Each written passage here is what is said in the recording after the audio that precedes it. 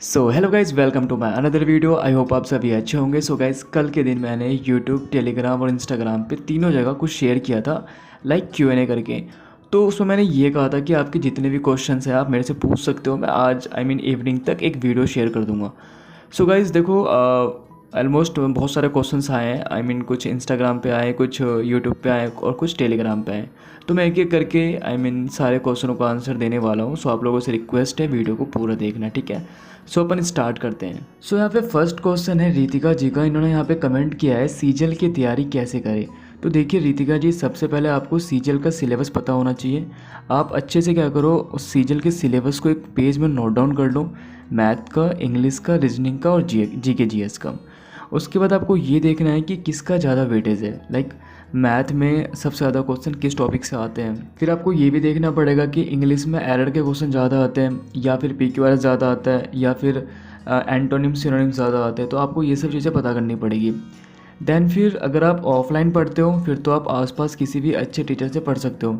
लेकिन अगर आप ऑनलाइन पढ़ रहे हो तो आपको ना, मतलब जो टीचर, देखो कई बार क्या होता है ना कि टीचर बहुत फेमस टीचर होते हैं लेकिन हमें समझ में ही नहीं आता, तो ऐसा भी होता है। तो आप किसी भी टीचर से पढ़ो, आप एक बार पहले उनका डेमो क्लास लो कि हाँ चलो ठीक है, इनसे मैं समझ पा रहा हूँ या समझ पा रही हूँ। देन फिर आप आगे उसको कंटिन्यू कर सकते हो। देन फिर आपको अपना सिलेबस जल्द से जल्द कंप्लीट करना है। आई होप आपको आपके क्वेश्चन का आंसर मिल गया होगा। सो नेक्स्ट क्वेश्चन है किम जोंग भाई साहब का। इन्होंने यहाँ पे कमेंट किया है शॉर्ट हैंड को कितना टाइम दे अगर स्पीड 85 to 90 हो गई हो तो। देखो भाई, आपकी स्पीड तो ठीक ठाक हो गई है, बहुत अच्छी स्पीड हो गई है 85 से 90। बस आपको इसको 120 तक ले जाना है। तो अभी स्टेनो एग्ज़ाम यार बहुत टाइम है, अभी साल के लास्ट में होना है वो। ओके, तो आप क्या करो ना, 1 से 2 घंटे या 1 घंटे भी दोगे ना स्पीड, मतलब स्किल को, तो काफ़ी है क्योंकि आपकी स्पीड बहुत अच्छी है, इसलिए मैं बोल रहा हूँ। तो अगर आप 1 आवर भी पर डे प्रैक्टिस करते हो ना स्किल की तो भी बहुत सही है। और बाकी मैं ये कह रहा था कि आप पेपर 1 की प्रिपरेशन भी करते चलिए साथ में, क्योंकि अभी टाइम है स्टेनो को, और पेपर 1 अगर आपका क्लियर होगा तभी जाके आप स्किल में बैठ पाओगे। आई होप आपको आपके क्वेश्चन का आंसर मिल गया होगा। सो नेक्स्ट क्वेश्चन है राहुल भाई का। राहुल भाई ने यहाँ पे कमेंट किया है कि साइंस का कुछ भी नहीं आता है, साइंस के बारे में बता दो बस। देखो भाई, साइंस के 3 सेक्शन है, फिजिक्स, केमिस्ट्री, बायो। आपको तीनों को पढ़ना पड़ेगा। हाँ ये बात सही है भाई, साइंस का वेटेज सीजल में कम आता है, लेकिन हाँ स्टेनो में ठीक ठाक आता है, क्योंकि स्टेनो में GS भाई 50 मार्क्स की आती है। बाकी सीजल में 25 का होता है, 25 क्वेश्चन आते हैं, बट टोटल तो यहाँ पे 50 होते हैं, 50 मार्क्स के। अब 25 क्वेश्चन में से कभी 5, कभी 6, मैक्सिमम 6-7 क्वेश्चन साइंस के आ जाते हैं। लेकिन अगर आपको साइंस पढ़ना है ना तो कुछ इंपॉर्टेंट चैप्टर्स है, पहले आप उनको अच्छे से कवर कर लो। देन फिर अगर आपके पास टाइम बच जाता है तो आप जो बाकी चैप्टर्स बच जाए उनको भी कवर कर लेना। तो देखो, साइंस में टोटल 10 से 12 टॉपिक ऐसे हैं जहाँ से क्वेश्चंस हर बार रिपीट होते हैं। बाकी उस टॉपिक की मैंने वीडियो ऑलरेडी बना दी है, और वो एक आप डालोगे ना यूट्यूब पे, सर्च करोगे ना SSC स्टेनोग्राफर प्लेलिस्ट करके, वो मेरे चैनल पे जाना, आपको वहाँ पे दिख जाएगा साइड में। तो वहाँ पे मैंने साइंस का एक वीडियो बना रखा है, तो वो वीडियो आप देख लेना, ठीक है। उसमें सारे चैप्टर्स के नाम मैंने बता रखे हैं। बाकी राहुल भाई, मैं ये कह रहा था कि अगर आपको फिर भी कोई डाउट वगैरह आए तो आप मेरे को इंस्टाग्राम या फिर टेलीग्राम पर मैसेज कर देना। दोनों की ID इस वीडियो की डिस्क्रिप्शन बॉक्स में दी हुई है, और वैसे तो मैंने प्लेलिस्ट बना दी है, आप वहाँ पे देख लेना। ओके, आई होप आपको आपके क्वेश्चन का आंसर मिल गया होगा। सो नेक्स्ट क्वेश्चन है आयुषी जी का। उन्होंने यहाँ पे कमेंट किया है sir can provide you daily target for stenographer, और जस्ट नीचे में यहाँ पे इनका, अच्छा फिर से किम जोंग भाई, इन्होंने फिर से यहाँ पे कमेंट किया है मुझे भी ये जानना है। तो देखो, मैं आप दोनों को बता रहा हूँ, मैं स्टार्ट तो कर दूँ, मैं स्टार्ट करूँगा अभी तो टेलीग्राम पे शेयर करूँगा। वैसे तो अभी मेरा 75 डे हार्ड चैलेंज कंटिन्यू चल रहा है, और बाकी मैंने Day 1, Day 2 और Day 3 वाली वीडियो भी यूट्यूब पे शेयर करी है, SSC 75 डे हार्ड चैलेंज वाला। लेकिन मैं नेक्स्ट वीडियो अपलोड नहीं कर पाया, रीज़न ये था, थोड़ा टाइम का सीन हो गया था, दैट्स वाई। और मैं ये भी सोच रहा था कि वो जो आज का जो टू डू लिस्ट होता है ना, आज मेरे को ये सब कंप्लीट करना है, तो वो मैं टेलीग्राम पे शेयर करता, बट मैंने नहीं करा। बाकी आप जो कह रहे हो ना स्टेनोग्राफर वाला, देखो SSC में जितने भी एग्ज़ाम होते हैं ना, मैक्सिमम एग्ज़ाम का सिलेबस सेम होता है। मैं SSC की बात करूँ, चाहे आप स्टेनो को ले लो चाहे आप सीजल को ले लो, बस अंतर क्या है, स्टेनो में मैथ नहीं आता, सीजल में मैथ आता है, और थोड़ा मोड़ा लेवल का भी फ़र्क होता है, लेकिन क्वेश्चन तो वही है ना। अगर आप पढ़ते हो मॉडर्न हिस्ट्री तो यहाँ भी मॉडर्न हिस्ट्री सीजल में भी, और एसएससी स्टेनोग्राफर में भी मॉडर्न हिस्ट्री आपको पढ़ना है। बट ये होता है कि वहाँ पे क्वेश्चन थोड़ा डीप पूछ लेंगे, यहाँ थोड़ा क्वेश्चन नॉर्मल पूछ लेंगे, ऐसा भी होता है। अच्छा, बाकी आप जो ये कह रहे हो ना डेली टारगेट को लेकर, तो एक बार मैं यूट्यूब पे वोटिंग के थ्रू और दूसरा टेलीग्राम पर भी वोटिंग के थ्रू एक बार मैं कंफर्म हो जाता हूँ कि कितने बंदे को ये करना है। बाकी फिर जो मैं टारगेट मैं खुद जो फॉलो करूँगा वो मैं आप लोगों के साथ भी शेयर कर दिया करूँगा, ठीक है। आई होप आपको आपके क्वेश्चन का आंसर मिल गया होगा। सो नेक्स्ट क्वेश्चन है प्रतीक्षा, ओके प्रतीक्षा जी का। इन्होंने यहाँ पे कमेंट किया है, sir I am newly starting सीजल preparation, can you guide, यहाँ पे इन्होंने गेट लिख दिया, कैन यू गाइड मी, वो टाइपिंग मिस्टेक है, can you guide me what our syllabus in सीजल and which teacher is best in YouTube please. Okay देखो प्रतीक्षा जी, first question जो आया था आई थिंक किसका था, वो रीतिका जी का था, हाँ। तो उन्होंने भी सेम क्वेश्चन किया था, तो आपको मैंने इसका आंसर दे दिया। बाकी जो आप पूछ रहे हो ना बेस्ट टीचर, तो मैं आपको बेस्ट टीचर के बारे में बता देता हूँ। मेरे हिसाब से वैसे तो बहुत सारे टीचर हैं, मैं फिर से बोल रहा हूँ, यूट्यूब पे जितने भी टीचर हैं सब अच्छा पढ़ाते हैं, बस ये होता है कि आपकी ट्यूनिंग किससे बैठती है। सो सिंपल, जिससे आपकी ट्यूनिंग बैठ जाए वो आपके लिए बेस्ट टीचर है। अब देखो जैसे रीजनिंग की बात कर रहा हूँ मैं, रीजनिंग में एक विक्रमजीत सर है, वो बहुत अच्छा पढ़ाते हैं। उसके अलावा पीयूष सर है, वो भी बहुत अच्छा पढ़ाते हैं। ऐसे कई सारे टीचर हैं जो बेस्ट पढ़ाते हैं। तो आप क्या करो, वैसे तो मैंने वीडियो ऑलरेडी बना रखी है बट मैं फिर भी आपको बता रहा हूँ। तो आप मैथ के लिए आदित्य रंजन सर से पढ़ सकते हो, या फिर आप अब्बास सैनी सर है उनसे पढ़ सकते हो, या फिर आप अभिनय सर से पढ़ सकते हो। तो ऐसे कई सारे टीचर हैं। बाकी रीजनिंग का आपको मैंने बता दिया। उसके अलावा बात करते हैं इंग्लिश की।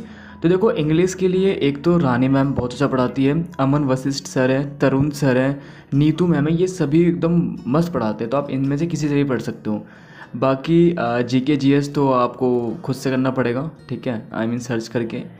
और क्या बच गया, बस हो गया। टोटल 4 सेक्शन होते हैं, मैथ बता दिया, रीजनिंग बता दिया, इंग्लिश बता दिया और जीके जीएस। चलो डन। आई होप आपको आपके क्वेश्चन का आंसर मिल गया होगा। सो नेक्स्ट क्वेश्चन है आपका शंकर भाई का। शंकर भाई ने कमेंट किया है, सर स्किल टेस्ट कितने दिन के बाद होता है। तो देखो भाई, सबसे पहले तो पेपर 1 होगा। पेपर 1 होने के 3 या 4 दिन के बाद आपकी आंसर की आ जाएगी, और करीब 1 या 2 महीने के अंदर अंदर आपका रिजल्ट आ जाएगा पेपर 1 का। तो जब पेपर 1 का रिजल्ट आता है ना, उसके बाद आपको प्रॉपर 2 महीने मिलते हैं। ये 2 से ढाई भी हो सकता है, बट आपको मिनिमम मतलब 1.5 महीने से ऊपर और 2.5 महीने से नीचे, इनके बीच में आपको इतना टाइम मिल जाता है। आई होप आपको आपके क्वेश्चन का आंसर मिल गया होगा। सो नेक्स्ट क्वेश्चन है निधि जी का। इन्होंने यहाँ पे पूछा है कि भैया आप सेल्फ स्टडी करते हैं या ऑनलाइन क्लास भी लिए हैं। तो देखो निधि जी, अभी तो मैं सेल्फ स्टडी कर रहा हूँ, और जो मेरा सिलेबस कंप्लीट हुआ है ना, वो ऑनलाइन क्लास की हेल्प से हुआ है। ओके, सो नेक्स्ट क्वेश्चन AK भाई ने पूछा है। उन्होंने यहाँ पे कमेंट किया है, ब्रो मैथ कैसे करे, पहले सिलेबस कंप्लीट करके प्रैक्टिस करे या हर चैप्टर के साथ प्रैक्टिस करे। तो देखो AK भाई, सिंपल सी बात है, अगर आपने प्रॉफिट एंड लॉस कंप्लीट कर लिया तो आप पहले उनका प्रैक्टिस कर लो, एक बार उसको अच्छे से रिवाइज़ कर लो। रिवाइज़ करने के बाद उसके जितने भी इंपॉर्टेंट क्वेश्चन है या फिर जितने भी उसके फॉर्मूला वगैरह हैं, उनको आप एक बार रिवाइज़ कर लो, प्रैक्टिस कर लो, साथ साथ करो, तब ज़्यादा बेनिफिट रहेगा। अगर आप सोचोगे कि भाई पहले मैंने 15-16 चैप्टर पूरा मैथ मतलब 20-22 चैप्टर कंप्लीट कर लिए, अब मैं फिर से करूँगा, तो फिर उसमें थोड़ी दिक्कत हो जाएगी। तो साथ साथ करो, वो ज़्यादा बेनिफिट होगा। सो नेक्स्ट क्वेश्चन है मनीष भाई का। मनीष भाई ने यहाँ पे पूछा है कि 2 मंथ बहुत ज़्यादा है शॉर्ट हैंड सीखने के लिए। तो भाई मुझे आपसे ये पूछना है कि आप मुझे बता रहे हो या फिर आप मुझसे क्वेश्चन पूछ रहे हो। अगर आप मुझे बता रहे हो फिर तो ठीक है, बट अगर आप मुझसे क्वेश्चन पूछ रहे हो तो भाई 2 मंथ में कुछ नहीं होगा। अगर आपको शॉर्ट हैंड सीखना है तो मतलब 2 मंथ नथिंग, कुछ नहीं भाई, आपको टाइम बढ़ाना पड़ेगा भाई, क्योंकि शॉर्ट हैंड एक अलग ही चीज़ है। अब मुझे ऐसा लग रहा है कि इंग्लिश सीखना आसान है as compare to shorthand. So next question है, समवन करके एक भाई है, उन्होंने यहाँ पे पूछा है DSSB को लेकर भी कुछ बता दो। तो देखो यार, ये एग्ज़ाम होते रहते हैं, हर साल होते हैं या फिर अल्टरनेट ईयर पे होते रहते हैं। अभी भी इस साल कई सारे इसके फॉर्म आए हैं और मैंने भी फॉर्म भरा है। अभी मेरा 30 को एग्ज़ाम भी था, 30 मार्च को। तो उसमें क्या था कि मैथ नहीं आया था, रीजनिंग आया था, जीके जीएस आया था, इंग्लिश आया था। इंग्लिश 60 मार्क्स का और रीजनिंग 30 का, और आपको उसके बाद रीजनिंग 30 का हो गया, और आपको ये जीके जीएस भी 30 मार्क्स का। तो टोटल 120 का एग्ज़ाम हुआ था। ओके, अब देखो इसमें क्या होता है ना कि जो इंग्लिश का जो लेवल होता है ना, वो कहीं ना कहीं एसएससी के एग्ज़ाम से मैच करता है, लेकिन रीजनिंग इसकी थोड़ी ईजी आती है एज़ कम्पेयर टू मतलब लाइक सीजीएल। ओके, और बाकी जो जीके जीएस है ना, उसका लेवल भी ठीक ठाक आता है। हम ये नहीं कह सकते कि भाई बहुत इजी आता है, नहीं। हाँ, आप रीजनिंग को बोल सकते हो कि रीजनिंग का लेवल ठीक है, मतलब रीजनिंग का लेवल थोड़ा इजी आता है एज़ कम्पेयर टू एसएससी, लेकिन इतना भी इजी नहीं आता। अगर आप पढ़ के नहीं जाओगे तो फिर आप नहीं कर पाओगे, क्योंकि वहाँ पे सिटिंग के क्वेश्चन आते हैं, तो सिटिंग के क्वेश्चन के लिए आपको प्रैक्टिस करनी पड़ेगी। तो ऐसा होता है। और देखो भाई, अगर बात की जाए मैथ की, तो यार DSSB का ये मेरा फर्स्ट फॉर्म है। इससे पहले मैंने कोई भी फॉर्म फिलअप नहीं किया है, DSSB की बात कर रहा हूँ। सो देखो, बट हाँ, मुझे इतना पता है कि अदर एग्जाम में मैथ आता है। DSSB में कई सारे एग्जाम होते हैं, तो उनमें मैथ आता है। सो नेक्स्ट क्वेश्चन दिलीप भाई का है। दिलीप भाई ने मुझे उसी दिन टेलीग्राम पे मैसेज किया था जब मैंने ये Q&A वाली बात बोली थी। तो इन्होंने कई सारे क्वेश्चंस पूछे हैं, मैं एक एक करके बात करता हूँ। पहला क्वेश्चन उन्होंने ये पूछा है कि please guide how to start GK GS for a beginner. तो देखो यार, GK GS की अगर आपको प्रिपरेशन करनी है तो सबसे पहले तो आपको सिलेबस लिखना पड़ेगा कि किससे क्या क्या आ रहा है। लाइक जैसे हिस्ट्री में कई सारे चैप्टर्स हैं, तो आपको सब नहीं पढ़ना ना। हिस्ट्री हो गया, सिविक्स हो गया, ज्योग्राफी हो गया, जो जो इंपॉर्टेंट टॉपिक है आप उनको अच्छे से कवर कर लो। यूट्यूब पे आप कई तरीके से कर सकते हो। लाइक अगर आपने, जैसे एक चैनल है SSC क्रैकर, आप उनसे कर सकते हो। या फिर आपने उस टॉपिक को ही सर्च कर लिया, जैसे आपको पढ़ना है 1857 का जो रिवॉल्यूशन हुआ था, क्रांति हुई थी, तो आपने वो सर्च कर दिया। फिर आपको जो भी अच्छा दिखे उसमें, उसको आप अच्छे से नोट डाउन कर लो, SSC लेवल का। ऐसे कर सकते हो आप। उसके बाद कहाँ किस बुक से शुरू करें और किस यूट्यूब चैनल से क्या पढ़े GK GS के लिए, तो आपको मैंने बता दिया। आप SSC क्रैकर से पढ़ सकते हो या फिर आप SSC परमार से पढ़ सकते हो। सो इनका नेक्स्ट क्वेश्चन है वोकेबलरी से रिलेटेड। ये पूछ रहे हैं कि एंटोनिम्स, सिनोनिम्स, एडियम्स और वन वर्ड सब्स्टिट्यूशन भी करने होते हैं क्या SSC स्टेनोग्राफर के लिए, और फ्रेजल वर्ब। तो देखो यार, ये जो है ना वन वर्ड सब्स्टिट्यूशन, ये एग्ज़ाम में नहीं आता। स्टेनो की बात करो, CGL में आता है, लेकिन स्टेनो में नहीं आता। पिछले 2-3 सालों में तो नहीं आया है, क्योंकि मैंने भी जब PYQ देखा था तो उसमें नहीं था, एक भी क्वेश्चन नहीं था वन वर्ड से रिलेटेड।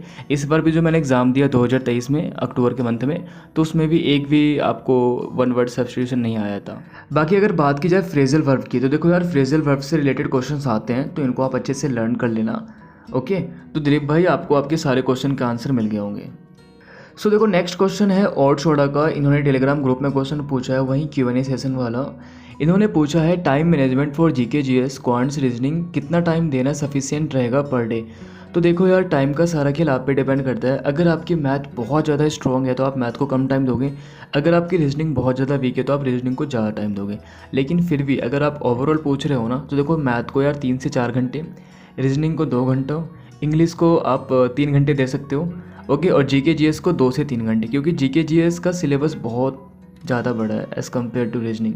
रीजनिंग में आपको लिमिटेड चैप्टर्स पढ़ने हैं, लेकिन GK GS में तो यार आपको बहुत कुछ पढ़ना पड़ जाएगा, इसीलिए 2 से 3 घंटा। बट अगर आपकी मैथ स्ट्रॉन्ग है तो आप मैथ का टाइम कम कर सकते हो। अगर आपकी रीजनिंग बहुत ज़्यादा वीक है तो आप रीजनिंग का टाइम बढ़ा सकते हो। तो आपको मैंने एक आइडिया दे दिया। सो नेक्स्ट क्वेश्चन है कनिका त्यागी जी का। इन्होंने पूछा है how to set GS target in a day subject wise. तो देखो कनिका जी, सबसे सिंपल है, आप क्या करो, एक पेज में ना अपना सारा सिलेबस नोट डाउन कर लो GS का। जैसे हिस्ट्री में हमें ये टॉपिक पढ़ना है, ज्योग्राफी में हमें ये टॉपिक पढ़ना है। फिर क्या करो, जैसे आपने डे 1 करके सेट करा, ज्योग्राफी में आज मुझे पढ़ना है रिवर, तो आपने रिवर कंप्लीट कर लिया। वैसे ही ज़्यादा टॉपिक नहीं होते ज्योग्राफी में, मुश्किल से आप 10-12 टॉपिक होंगे। हिस्ट्री में भी उतने ही होंगे। तो आप इसको पर डे सेट कर लो कि आज मुझे इंडस वैली सिविलाइजेशन पढ़ना है, फिर नेक्स्ट डे मुझे ज्योग्राफी का रिवर पढ़ना है, फिर अगले दिन मुझे कॉन्स्टिट्यूशन के बारे में पढ़ना है। ऐसे करके आप सेट करो, एंड इससे पता है क्या होगा कि आपका थोड़ा बर्डन ना कम हो जाएगा। सो नेक्स्ट क्वेश्चन है चंदन भाई का। चंदन भाई ने पूछा है कि भैया कंसिस्टेंसी नहीं बन पाता है और सभी सब्जेक्ट मैनेज नहीं होता।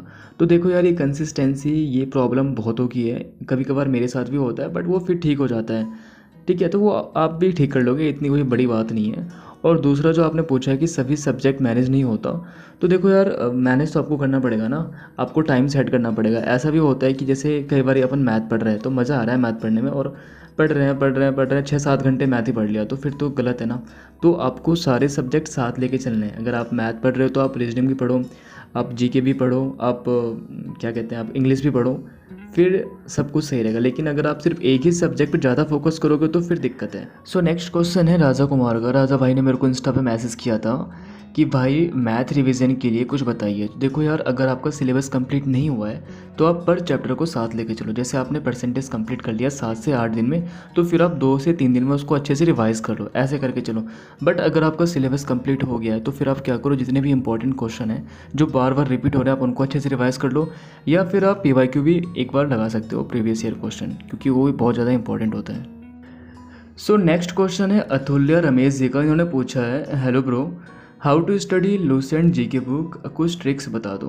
तो देखो मैं आपको बता रहा हूँ। सबसे पहली बात तो ये कि अगर आप SSC की तैयारी कर रहे हो तो लूसेंट में बहुत ज़्यादा है, मोर देन इनफ है। तो आपको सारा नहीं पढ़ना, क्योंकि उसमें ना कुछ चीज़ें ऐसी भी है जो पीसीएस लेवल की है, और एसएससी में उतना भी डीप नहीं आता ना पीसीएस लेवल का।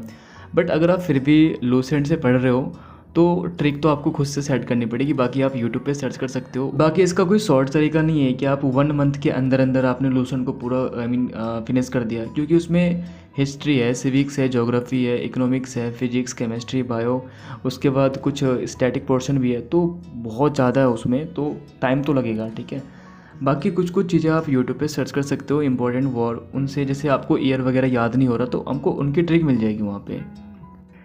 सो गाइस, इसके अलावा भी ऐसे कई सारे क्वेश्चन थे जिनको यहाँ पे मैंने सेलेक्ट नहीं किया है, क्योंकि उनका क्वेश्चन सेम था। वो यही पूछ रहे थे कि रीजनिंग के बेस्ट टीचर कौन है, मैथ कहाँ से पढ़े, और वोकेबलरी कैसे याद करें। सो वही सब क्वेश्चन था जो मैंने ऑलरेडी आप लोगों को बता दिया। बट फिर भी अगर कोई डाउट वगैरह होता है तो आप यहाँ पे कमेंट कर सकते हो, या फिर आप ग्रुप में मैसेज कर सकते हो, टेलीग्राम ग्रुप में या फिर इंस्टा पे। दोनों की आईडी डिस्क्रिप्शन बॉक्स में दी हुई है, ओके। और लास्ट में यही बोलना था कि अगर आपने अब तक मेरे चैनल को सब्सक्राइब नहीं किया है तो याद से कर देना। सो अपन मिलते हैं नेक्स्ट वीडियो में।